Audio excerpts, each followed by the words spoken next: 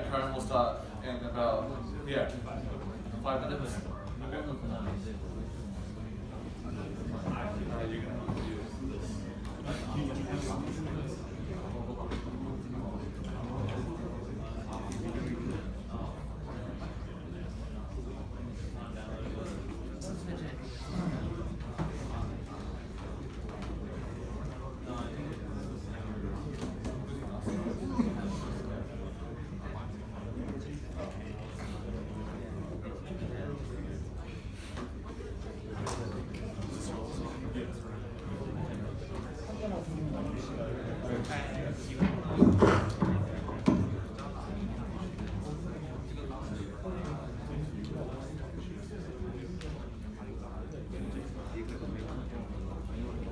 Yeah, there you go.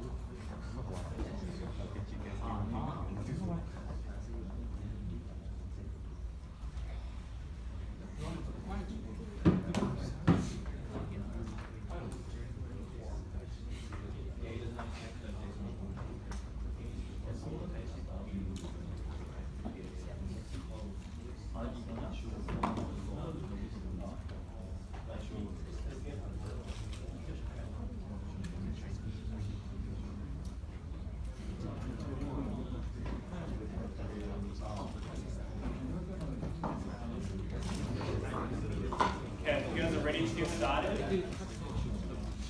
You guys ready to get started? Yeah? Yeah, sweet. So I'm going to be talking about unit testing. So this will be an advanced feature. It's the first of the advanced features. So if you want to implement it in your project, it would give you bonus points. I guess it was at least an option that you can choose.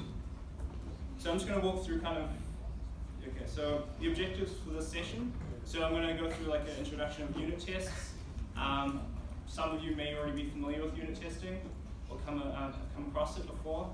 I'm going to talk about good practices when it comes to creating unit tests. Then I'm going to go to an implementation, so a demo of how we can write unit tests for the API, which Coda presented yesterday. So hopefully all of you have something working that we can test.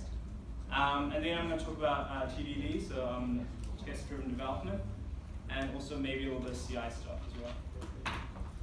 Okay, so unit testing. Unit tests, they're sort of like they're testing small pieces of your system. Usually it's a function or method that's being tested. And so just to put this into perspective, we'll look at sort of where unit testing fits in all the different types of testing there are. So unit test is kind of at the bottom there. You're testing methods or functions. It's very small scale. You're testing units. And you've got module testing, where you're testing sort of how those units interact with each other. So a combination of units. And integration testing, it kind of builds upon each other. So you've got multiple modules and how they interact. And the system testing, how the system as a whole works. And then you've also got acceptance tests, which is kind of sort of does the software system that we produce meet the requirements that the client gave us. But for now, we're just going to focus on the units. So how to design unit tests. So this is these are a couple things maybe you should keep in mind when you're designing a unit test. So they should be independent, which means that when one unit test runs, it shouldn't affect another unit test which runs after it. And so you can basically run them as many times as you want in any order you want, and it won't have any effect on the outcome. What you sometimes get when you have dependencies between unit tests is you get errors popping up where there shouldn't be errors, because one unit test, say for example if you have a database, right, and one unit test writes information to that database, and then the unit test after that looks at the database and is expecting something, and it doesn't actually get what it expects, it will cause that test to fail, even though the implementation is maybe correct. So yeah, independence is something that's very important. It's something we'll talk a bit more about when we come to the implementation phase or the demo phase. So fast. So you're more likely to run unit tests when they're fast, right? Because imagine if you're writing something up, you're writing code, and your unit test maybe take 5 minutes to run. Of course, you wouldn't want to run them every 10 minutes, right? Because it's too time consuming. So the faster unit tests run, the more likely you are to use them, the better it is. Also, later when we talk about a little bit about CI as well, when you come to building your pipelines, it's better if the unit tests run fast because nobody wants to wait for tests to go on. Yeah, okay, so simple. So if you make errors in your code, that's one thing, but making errors in your test is another thing, right? Because you want to be testing your code and you don't want there to be errors in your tests, because it kind of just compounds the debugging phase, and it's not great. So that's why we try to keep all our unit tests simple, to reduce the chance of us making an error. So we'll come back to that a little bit later as well. Repeatable. So we should be confident that we can run the unit tests as many times as we want. And if we have a given state or set of inputs, the results should always be the same. So this also comes back to independence a little bit. But yeah, you should be able to run your tests as many times as you want without any worrying about sort of any kind of failures along the way. So unit tests are written based directly on the requirement specification. So when you're writing a unit test, you kind of have the requirements in mind, and you write the unit tests so that they directly reflect the requirements that have been specified. And the last thing I've got here is you should both test for the negative and positive, right? So for example, if you have a system that should produce some sort of output, if your user is, say, a child versus an adult, right? Say, for example, you have a website that's for kids and parents. You should test not only that the website has a correct sort of output when a child is using it, or you should also test that, so that's the positive, right? And the negative is if a child is not using it, therefore a parent doesn't have the other behavior that should have. And we'll also talk about that a little bit more as well. Okay, so a little bit more on how to design unit tests. So when it comes to writing unit tests, you can kind of incorporate your own experience, your own intuition. You've all written code for, some of you, for quite a while. So you'll be familiar with some of the kind of pitfalls that come along with writing code. You might know kind of, okay, null pointer exceptions are likely here, I should probably test for them. other things like dividing for 0. If you have some kind of function that does arithmetic and there's a possibility of dividing by 0, you should probably handle that in some way, and you should probably also test for it as well.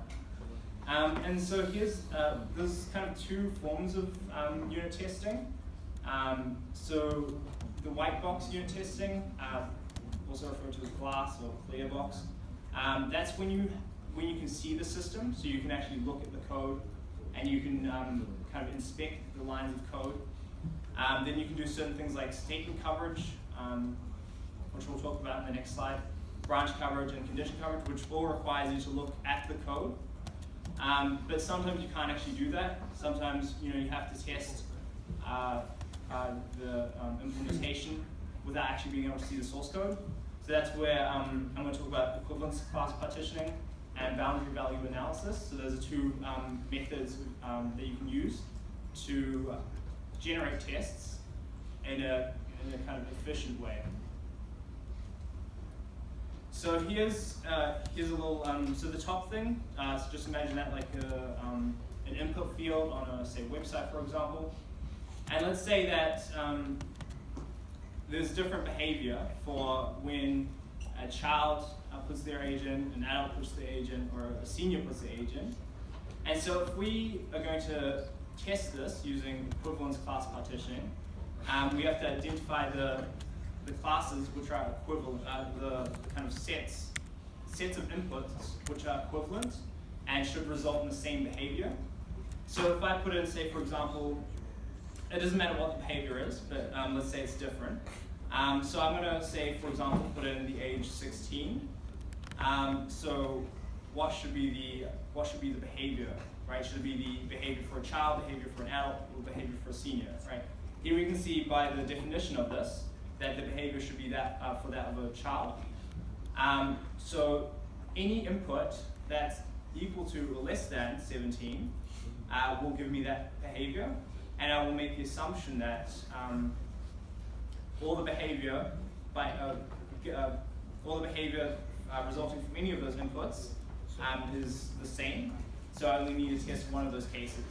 So say, for example, I put in the number 16, I get the behavior for a child, and so that's that equivalence, that's that class done. So now I've done one unit test, just testing for that, so I can call that done. And then I move on to the next one.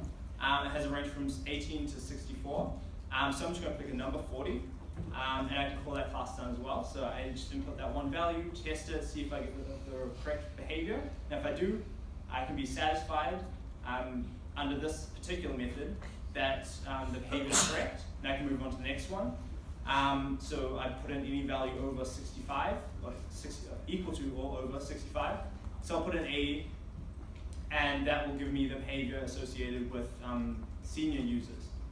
So those are 3 unit tests I need to write, for the positive case at least, under equivalence class partitioning. So you can see that it minimizes the amount of tests you have to write and kind of maximizes the effectiveness. But it's not always the best method. So the other one we talked about was boundary value analysis. So we look at the boundaries of our equivalence classes. So here we have 3 equivalence classes. The boundary would be, in this case, 17, 18, so 17 for child. It stretches all the way to infinity, so negative infinity, so we'll just ignore the other boundary. So we've got the one boundary, 17, for the child class, equivalence class. For the adult equivalence class, we've got the boundary at 18 and 64. So we're going to do 2 tests, so one at 18, one at 64. And we're going to do, for the senior one, we're going to do a test at the boundary 65. So the assumption that we're making here is that errors tend to occur at boundaries, and that's why we're doing those tests in that way. So those are just 2 ways you can use to come up with methods, with tests. So that was black box, now white box. So one of the concepts in white box testing is coverage, so code coverage. So here I'm looking at, the first one is statement coverage. So this is essentially, just think of it as lines of code. So here we can calculate the statement coverage as a percentage. Right, so statements executed or lines of code executed versus total number of statements. And so if you execute each line of code, that would be 100% coverage. Let me just see if okay. So here, I'll just use that, ignore the title for a minute. I'm just going to use this as an example. Let me see if I can get the mouse. Okay, got it, yes. Okay, so the statement here is, the if, and then the print, and the else, and the print. And so we want to execute all that to get full coverage, right? Yeah. In this case, it would also be a branch, would result in branch coverage. But branch coverage would be, we want to visit each of those branches. So we want to unit test that prints hello, and we want to unit test that prints world, and then we can say that's branch coverage. But both those units, those coverage, or those ways of testing, won't actually identify one certain error, which I highlighted here red.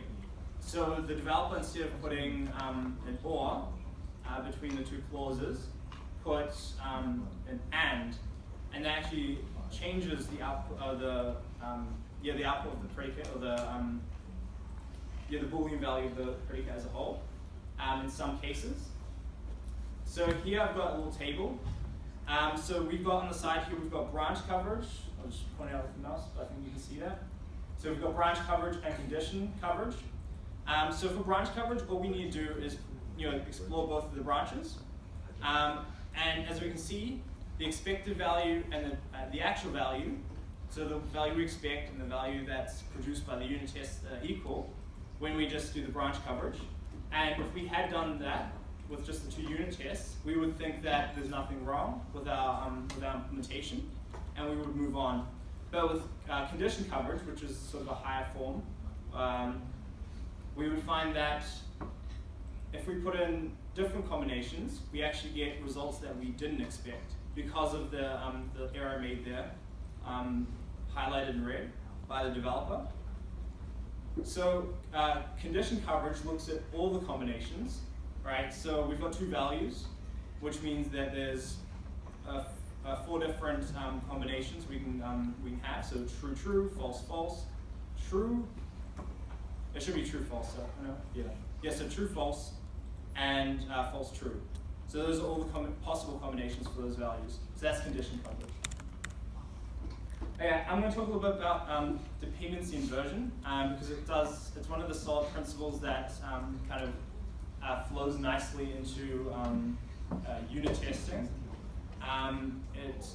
By keeping this principle in mind, you kind of increase the testability of your code. Has anyone actually come across the solid principles of dependency inversion? I'm seeing 2 hands up. Okay. So the solid principles are principles that are applied when you want to write good code. What is good code? Is a good question. But let's say, for example, let's define good code maybe as, say, modifiable. And then dependency inversion would make that code more modifiable. And I'll show you what I mean in just a second. But yeah, so defining what good code is a little bit difficult. But these principles should make your code better. So more easy to read, more easy to modify, and all that kind of stuff. Okay, so a good way to explain dependency inversion is with a little bit of a metaphor. So you've got a choice here, right? You've got a lamp, and you've got an outlet socket. You could plug the lamp into the outlet socket and power it that way, or you could solder that lamp into your electrical wiring, right? Those are 2 options that you have, and if you did, say for example, solder that lamp directly into your electrical wiring in your house, right? You were happy with the lamp, but say 6 months later, you did a redesign of the house, and the lamp just wasn't fitting with your redesign. Maybe it just wasn't in trend. You would have to say rip all the electrical wiring out along with the lamp, right, to replace the lamp, right? You've got a problem with the lamp. You don't have a problem with the wiring, but because they're so tightly coupled, you have to rip it all out together and replace the whole thing. And hopefully you've learned from your mistake if you did do that, and then opt for plugs, right? So if you then in the future had to replace that lamp again, and it was simply plugged into a socket, you can unplug it, dispose of it, and then plug in a new lamp. So that's where the dependent on abstractions, not on concretions, comes in.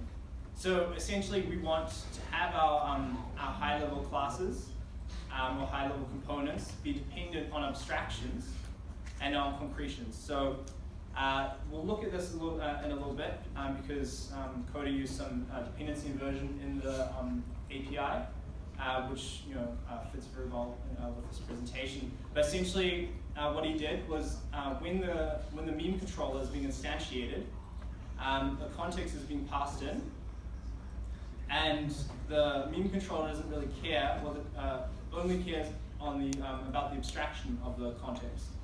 But we can do whatever we want. We'll create that context however we want. So it's not linked directly to the database, it's just linked to a context, which could be connected to a database, or we could connect it to something else, which we'll see in a second. Because I connected for testing, I connected to an in-memory database. So I think I have a slide here. Yes, okay, some mock objects. So I use a mock database.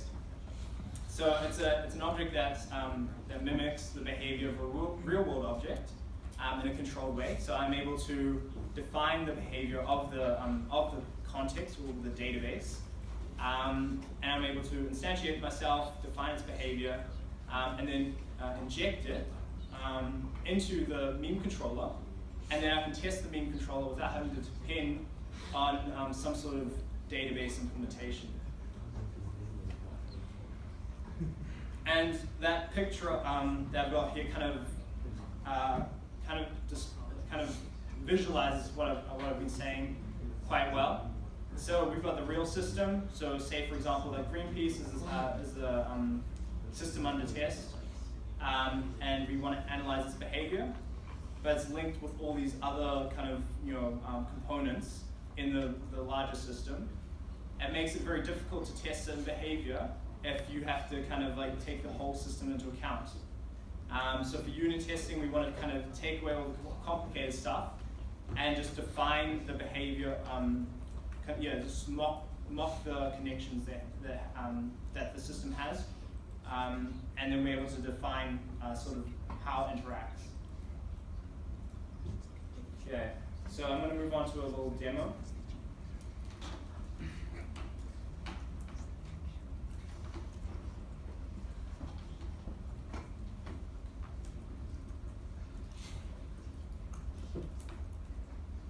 You may want to go to the GitHub page and find the number for unit testing and look at the README there. So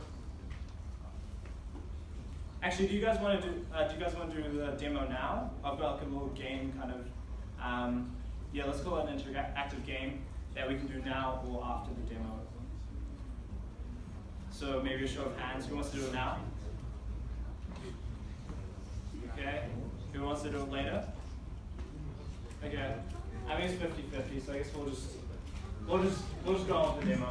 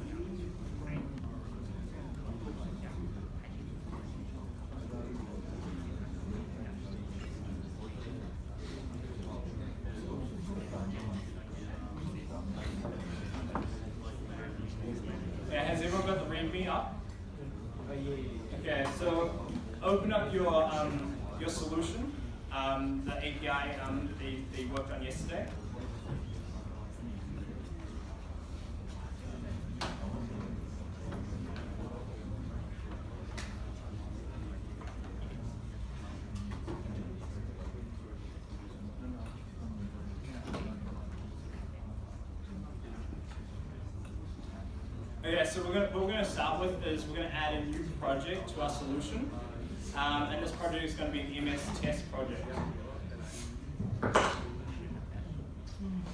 So I'm just gonna click File here. I'm gonna click New Project, and then here we have under Visual C, where we've got .NET Core, and here we have an MS test project for .NET Core. I'm going to call it, let's say, unit test mean bank. And here I'm going to select next to solution. I'm going to select add to solution because I want it to be in the current project. And then I'm just going to press OK.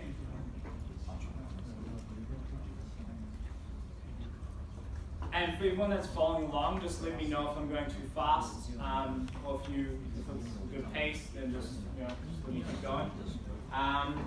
Yeah.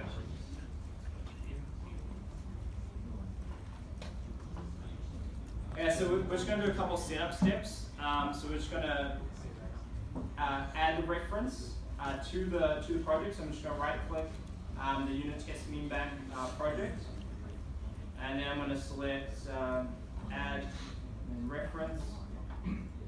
Now under projects, I'm going to add the mean bank.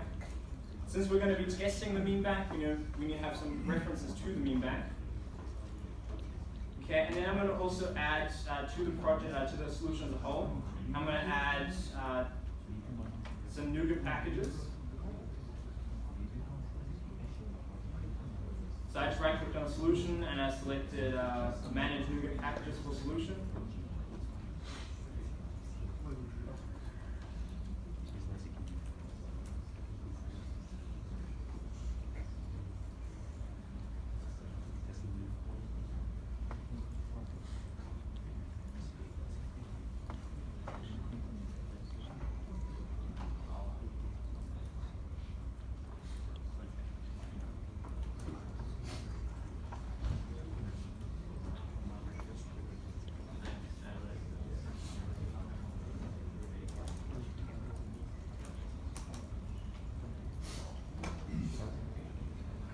So we're going to need the Microsoft.Entity Framework .in memory.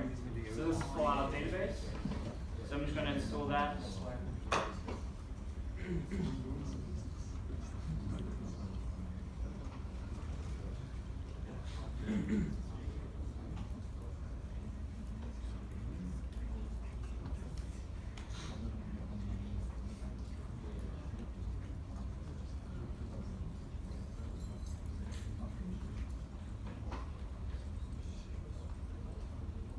So we've also got the Microsoft Entity Framework as well, which came along with that. Actually, no, we still need to install that. So we're going to install that as well. Okay, so we should have both those things installed now. And we're good to go. So the first thing I'm going to do is I'm going to break everything up into test suites. So I'm going to have one test suite, which is just a collection of unit tests. Testing is sort of the same thing. And so I'm going to call this one, let's call it put unit tests.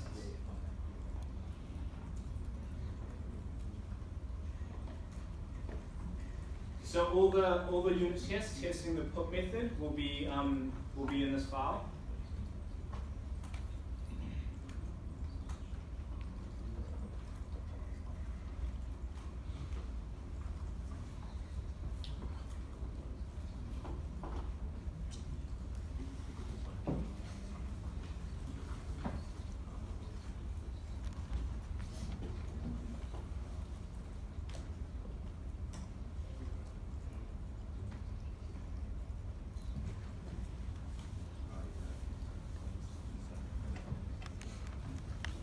I'm going to copy paste on this code because it's just going to be faster. So you'll see in the README we've got a couple of things that we're going to be using. So I'm just going to add those in.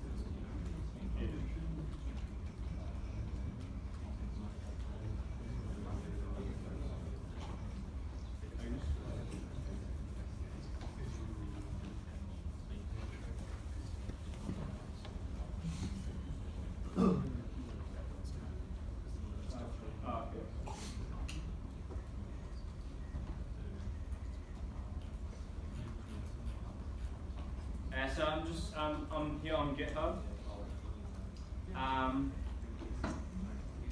So I'm gonna copy paste this little segment here. And here we have, so I'm just going to talk about a little bit about what's happening here. So these things we're going to be declaring in the class. So here we have a public static, read only. And it's, so first off, public static, by making it static, we stop anything from changing it, which is important. When testing, just, you don't want to accidentally change the state of something you shouldn't. And so that's something that helps us do that. And so this allows us then to access an in-memory database when we create the context. This I configuration, we're just going to ignore that for now. And then we also have the meme titles. So these are just a couple titles I'm going to be using when I'm creating my memes. And here we have an annotation on the setupdb method. So setupdb is just going to set up our mock database. Here we have a test initialize. So that means every time you run a test, before that test runs, this method runs. So that's every single test. If you have 3 different unit tests, this method will run 3 times before each one, 3 times, and then once before each unit test, sort of thing. So here, what I'm doing is I'm using that the options thing that I created, so the in-memory database. I'm using the meme bank context and then creating a new context. And this context is what I'm going to be passing in later. So let's keep that in mind for now. Here I'm creating a meme item, so I'm just going to give it a title. That's enough for what we're doing. And I'm going to create 2 of them. And then I'm going to add each one of those meme items to the context. And then I have to remember to save the changes as well. Can anyone see that all right? Yeah? Okay. And then after each test, we also run a test cleanup. This goes back to what I was saying about each test being independent. We don't want sort of the previous changes that were made to the mock database to affect further tests. So we do a little cleanup step. We clear the database by removing the range of all the meme items that we added. And of course, we save the context again as well.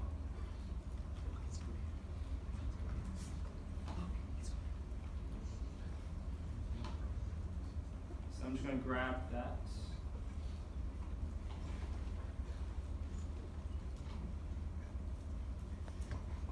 I'm going to put it above the first. Going to put it in the class. Okay, so everything looks okay now.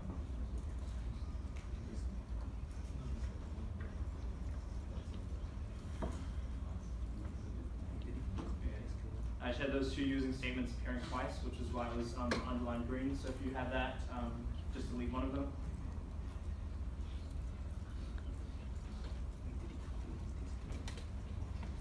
Yeah, and I'm also going to add the clear database method as well.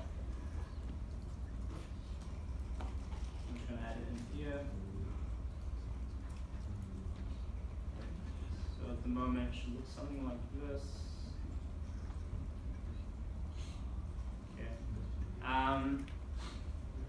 So now we can start with the testing. So I've got a couple tests here prepared right now. Yeah, and I'll kind of walk through what's happening there and what it's testing. So the first one is testing. So that's a put method, right? So you're essentially you're updating something that's in the stored in the database. And so the put method allows you to pass in a meme item along with an ID, and then it'll find that ID in the database, and it'll replace that item, a meme item, with the one you passed in. So it's essentially an update method. And I'm testing it here.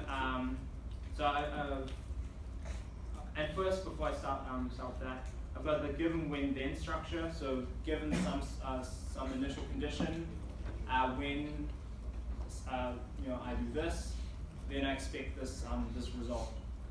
Usually, you've got all your assert statements in the then part. So that's just a nice way to set up your unit tests, just so it's readable. And so I'm putting so the title string. I'm assigning put meme, and then here we've got a meme item, so meme item 1. And what I'm doing here is I'm going to the context, right? So the context that we created. I'm looking for a meme item, right? I'm using this lambda here to look for a meme item where the title is equal to the title I specified in the meme titles string. So I'm just going to quickly swap over here. So this is the meme titles string that I'm going to be it's a list actually, but this is the string that I'm going to be extracting. So dank meme. And here I'm just actually let me copy this over so we can get some. I'm just going to take the whole method and explain it when it's actually in Visual Studio.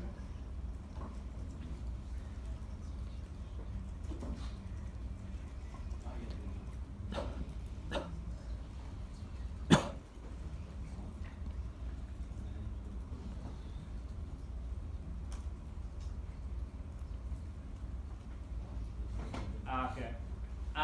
Okay, so for anyone that's following along, you'll notice an error there as well. This is because they don't like, because we made a reference from one to another, and they don't really like one of the things that one of the new packages we added. So there's a fix that I'll go through now for that. So if you just watch carefully. So what I'm going to do is I'm going to go and unload the meme bank. So down here, so right click on the meme bank project, and I'm going to go unload project. Actually, does anyone actually have this error? Yeah? Okay, yeah? Okay, sweet. Okay, so it's worked. Okay, so I just unloaded the meme bank project, and I'm going to right click on it, and I'm going to go edit meme bank CS proj. Okay, and here's the problem. So we're just going to have to add a version number to that. So I'm just going to go back to GitHub.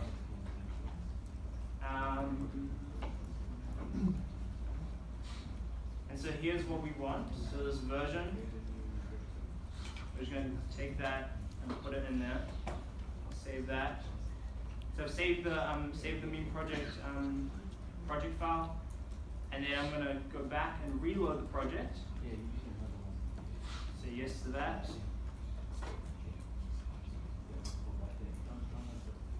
And then I'm going to clean the solution. Okay, and I'm going to rebuild the solution.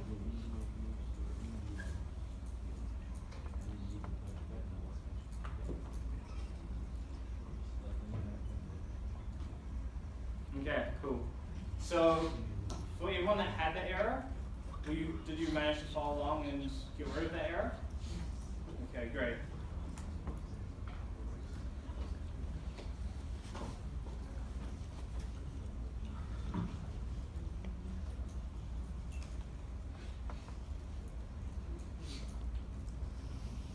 Okay, I'm going to get back to kind of explaining what this test meme item no content status code test method means. I'll just go on a quick side note here. So also want something that you that's good or good practice when you're writing unit tests is to give them very descriptive names. At least, yeah. So this one will show you kind of when you run them, it'll show you the name of each test. And so if you have them very descriptively, you can see, okay, when this is failing, this is why it's failing, because the put meme item method, or the put method in the API isn't giving the correct status code. So that's why they have long names. The longer the better. Well, actually, no, the more descriptive the better. The more descriptive the better. So you don't want just some generic test meme item Okay, so we've been through this. So we're looking through the database or the context, the in-memory database that I created. We're taking a single meme item from it. So we're expecting a single meme item because there's only one meme item with that title. And if there isn't just one meme item with that title, I'll throw an error. That's not what we're testing. That's just something that we should properly set up the context. In this case, we have, so we're good. So we're going to assign the title, this title here, put meme, to that meme item. So that's essentially I'm changing the meme item that we took, and I'm changing the title of it to put meme. So it used to be dank meme, but now it's put meme. And now what I'm going to do is I'm going to make a new meme controller, okay? And this is where the dependency injection comes in. So I'm going to inject the context that we created, right? So it's not like it's not the database that a user connects to, right? We're testing it, so we want a database that we control. And so I'm injecting the context into it. And then I'm able to pull the put meme item method. And then I simply pass in the meme ID and then the meme item. And then I get the result back as an iAction result. So we'll take actually a quick look at actually you're all familiar with the API sort of, or should I kind of go through kind of why we did what we did in this test method here? Yeah, I'm seeing some nods, so we'll do that. So we'll look at the meme bank. I'm going to open up controllers, meme controller. I'm going to float that up as well.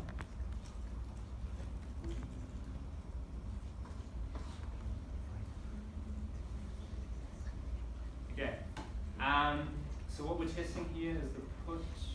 Yeah, okay, this one here. Yeah. So here, let's flip that. So here's the meme controller dot put meme item. We're passing in the meme ID. We're passing in the meme item that we updated. So the reason that we did that is because that's how this method is specified. So it takes two arguments: the meme ID and the meme item. So what we're testing for here is just the normal. We want this returned, so the no content. So we expect it to go through all this, not any of these bad requests. And then we expect it to, so we expect the context to be updated with the meme item that we put in, right, at a specified ID. And then we expect that then to, the context to be updated, and then the no content to be returned. So at the moment we're only testing for the no content. So let's have a look here. So I pass it all in, I wait for the result. It's an asynchronous method, which is why I have to use the await. And then I cast it to an iAction result. And then what that allows, okay, first I check for whether or not the result is null. So if something went wrong along the way, we'll get a null here. So that's some kind of problem with the implementation. And then here we have an assert is instance of type, and I have the result object, which I cast to an iAction result. And I'm checking up if it's a type no content result. So that's actually the object that's returning here. But some of these other ones are still. This will always return a task containing an iAction result. So this test will only fail here if it isn't actually non-content, which is what we were expecting, right? So if I make some changes to it, change it around, and maybe return to an OK. Put methods shouldn't return OK; they should return no content. So the 204 instead of the 202, no, 200. Yeah. But if I made that change, I thought maybe I was doing the right thing. This unit test would point out something went wrong. Okay. So I think we'll add the next unit test as well. Yeah, no, actually, let's run this first. Let's run this.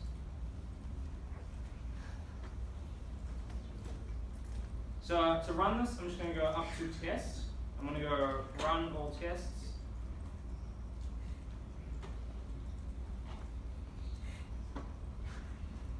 Okay, so so for anyone following along, again, that's test up here. I click on it, run all tests. And something useful as well if something's going wrong, and you need to debug, you can put debug segments in, and you can go debug or test as well. Okay, so here we can see that if we just expand this out, we can see that the put unit test suite came back good. So we've actually got test method 1, which is just the empty test method. So that should return, there's no problems there because it's just empty. And then of course we have that the test put meme item no content status code. So that also returned there are no problems there, so none of the assertions failed. So we can see that there wasn't a problem. So what I'm going to do is I'm going to quickly do a little bit of a change, right, to this. So instead of no content, I'm going to return an OK. Yeah, so this OK produces an empty status code dot, so it's a 200 essentially.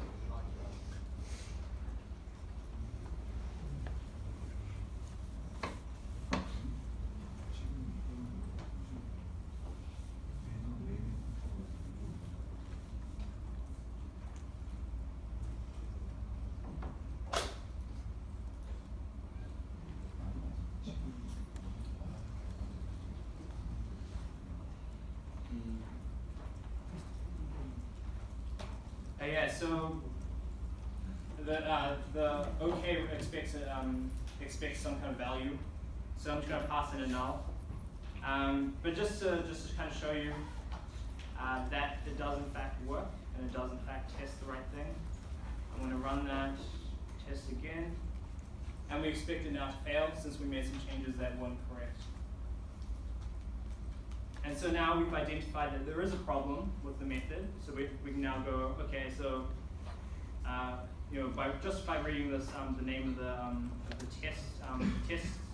test method, we can kind of figure out okay where to go and where to look. And it looks like someone added something weird here, so we're just going to undo that. Okay, and then we've got that again, and then that should all run. And I'm going to go to the next test method. I'm going to have a look at that as well.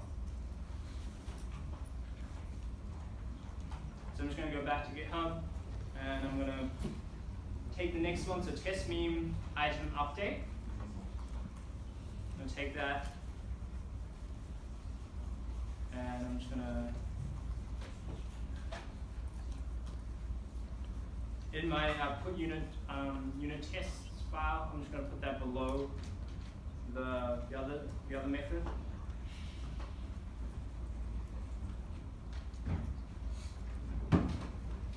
So something very similar is happening here. The only difference is that so you actually find when you're doing tests that a lot of things that you do are very similar. But the reason why I separated them out, I could have literally just added this line to this method up here, and it would have tested both things. But the reason we kind of separated out is first we want to keep it simple. Second, when you're looking for an error, it's much easier to look at, okay, so we've got this one here, and it tests the put method and sees if there's an update being made. And so we can look at this, and yes, that's what it's testing, and this one's testing the error code. So they're kind of separated, and it makes it much easier to debug if anything goes wrong, which is why I have them separated. So I'll just walk through this again, just a little bit fast now because it was quite similar. So we have the string put meme. We look into the context. We search for a meme item with the name dank meme, and we're expecting 1 to come back. And then we take that meme item, which has the title dank meme, and we replace that title with put meme. And then we instantiate a new controller. We inject the context, and then we call the put meme item on the meme controller. And then we pass in the meme ID, and then the new meme where we change the title of the meme, and then we return that as an iAction result. And then I'm able to look into the context, right? So that's our pretend database. So I'm looking into our pretend database and checking, did we in fact update the name of a meme item? or the title of the meme item. So that's check, that's currently being done there. Yeah, so maybe a better check would have actually been to do the same actually statement here, which succeeded here, and do it here, and it would fail here, and then we do a try catch, and then we catch the error, and then we kind of assert. Otherwise, we assert fail. But yeah, I guess that would be a better way of doing it. Okay. Yeah. So does that kind of make sense, or should I walk through some more methods? I'll maybe make another test suite. So this isn't comprehensive by any means. You'll probably for an API, you probably want to check all the CRUD operations. So create, update, delete, all that kind of stuff. So I'm just checking the put one here, and I probably want to also at least do branch coverage. So that's what we talked about before, but I'll just kind of quickly go over it again. So if we go to meme controller, so what I mean by branch coverage is we would want to, for this, let's talk about this method. So we'd want to jump over this, right, in one unit test, and we'd also want to go into this in another. So we're checking both branches. So the if statement evaluates true, and if an if statement evaluates false.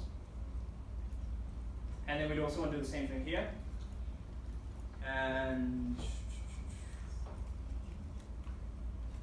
yeah, and we'd also want to explore this as well. So we'd want to cover every bit of this method and check everything, because we don't want someone or something changing and then it being missed.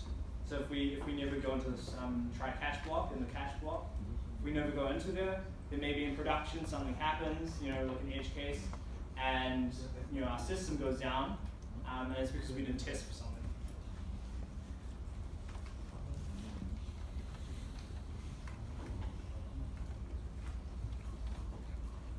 Okay, so I can go through maybe I can write some more test methods if any of you guys want to see that, or we can do a quick game and then maybe come back to this after the game.